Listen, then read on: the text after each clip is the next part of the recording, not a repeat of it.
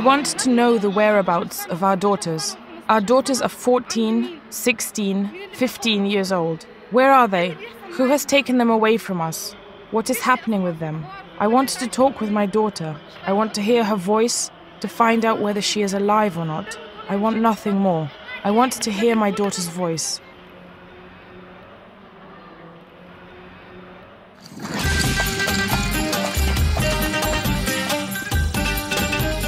Egypt is most often associated with ancient history, pharaonic dynasties, the pyramids and tourism. Few holidaymakers to Egypt notice what lies concealed behind the facade of this ancient paradise.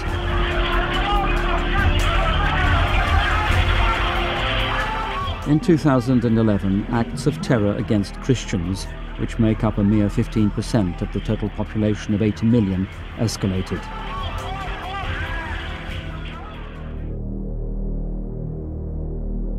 Perhaps the most horrific and hidden aspect of contemporary Christian persecution is the abduction and forced conversion of underage girls.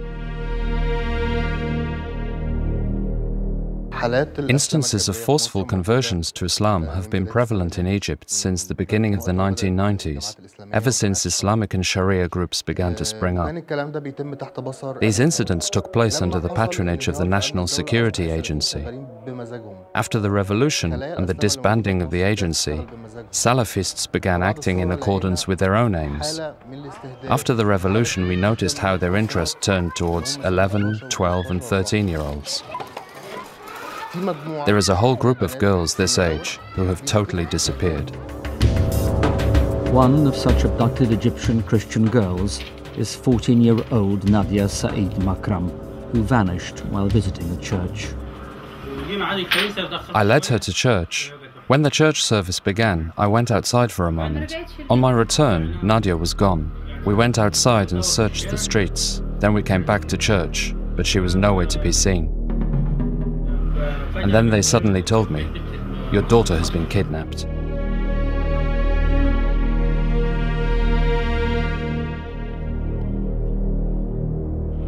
I was shocked when I learned that my sister had been kidnapped. We turned the world upside down. With our friends, also Christian, from work, we ran left and right. We searched in all sorts of places, in hospitals. We were well shocked. We later found out that they had kidnapped her because she was a Christian.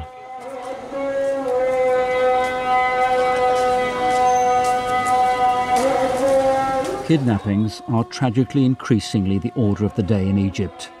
Young Christian girls are taken away to unknown destinations where they suffer multiple rape, are drugged, and then after a few weeks of torture, coerced and blackmailed to convert to Islam.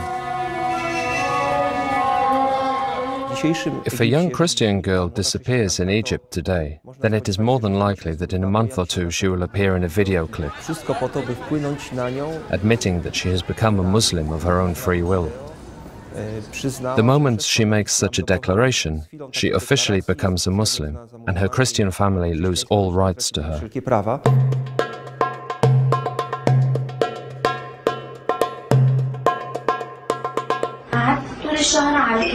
ما كنتش بعرف انام ولا اكل ولا اشرب ولا اي حاجه كان كل همهم يشربوني مخدرات ويغتصبوا كده الشباب اخذوني منهم قعدت معاهم يومين بالظبط انا ما كنتش حاسه اليومين دول عدوا ازاي وانا حوالي 5 ال5 كانوا بيخشوا معايا هم ال5 كنت بقعد من الليل بالنهار كنت 24 ساعه صاحيه ولا اكتر من 50 واحد في الشهر دول اغتصبني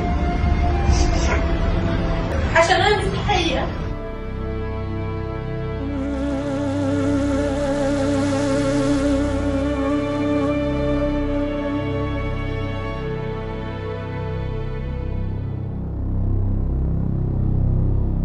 It is alleged by local Christians that not only do the local Muslim authorities do nothing to protect these young women, but often tacitly accept these kidnappings as part of a larger regional call to Islam.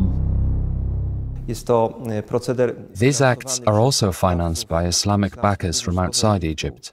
A young girl fetches from 20 to 100,000 Egyptian pounds, depending on her looks and social standing. Though the detention sites where the young Christian girls are imprisoned are sometimes known, the local police are silent in face of these crimes. Nadia Said's parents have, from the day of her kidnapping, unsuccessfully demanded that the Egyptian police act to uncover the perpetrators of the crime. The drama is all the more poignant as the whereabouts of the 40-year-old male behind their daughter's kidnapping is well known. I went to report the kidnapping to the public prosecutor's office. The police came to my house and roughed us up and searched our home. I was forced to leave because the chief prosecutor quite literally told me, "We will finish you off." I should have stayed put and quiet. Though I know the kidnapper, I should nevertheless not level any charges, but quite simply accept a missing persons inquiry. I must accept my daughter's kidnapping or leave.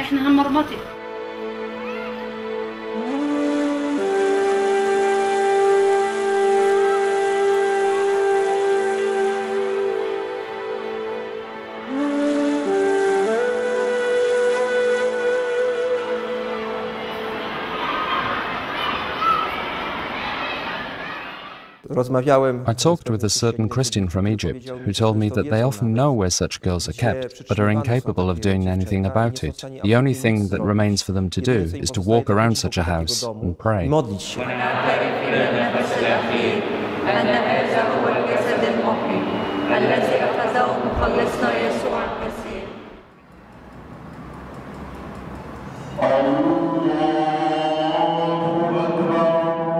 The kidnapping of young Christian girls and their forceful conversion to Islam leads to a number of other dramatic consequences. In the light of Egypt's new constitution, inspired by Sharia law, reversion to Christianity following a conversion to Islam, freely or by coercion, is practically impossible. The most extreme punishment for apostasy from Islam is death. As relates to the return of people to Christianity, we have lodged 5,000 petitions for the single purpose of regaining a Christian's right to return to Christianity.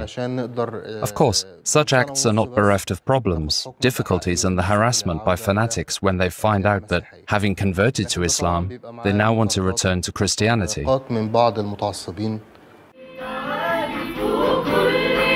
Terrified young Christian girls, harassed and exposed to Muslim provocations, find some help in church centres, such as the one operating in the Catholic Archbishopric of Minya.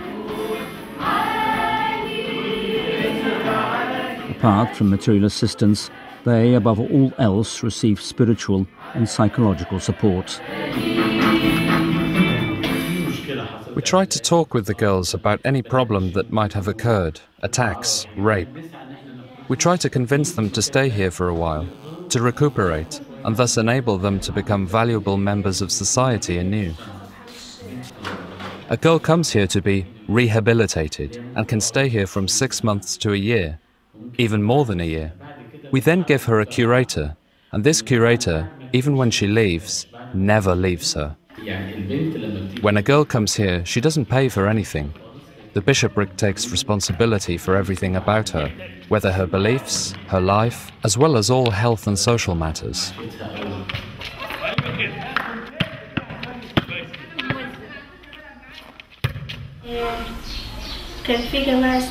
There was a group of Muslims set on kidnapping me. That is why I am here. There were problems between the group of Muslims and my brother. They feared for my safety, and so they put me here. Now when I have free time, I can't go home because of them, because I am scared of them, their stare. So when I am home, I always stay inside and never ever go outside. If I stay here for another year, I will get married and not go back home to live there. I will immediately wed. In addition to kidnappings and forced conversions, young Christian girls are forced to cover their heads and faces according to Muslim tradition or bear humiliation. Despite the escalating nature of these crimes, a veil of silence in the international community has rendered this subject mute. Christians essentially realized that under the present circumstances, unless the free world, the West, wakes up and does something to effectively help them, to influence the Egyptian authorities to change their policy towards Christians, essentially a policy of consent to victimization and a brutal showdown with Christianity, then all that is left to them is their faith in God and prayer.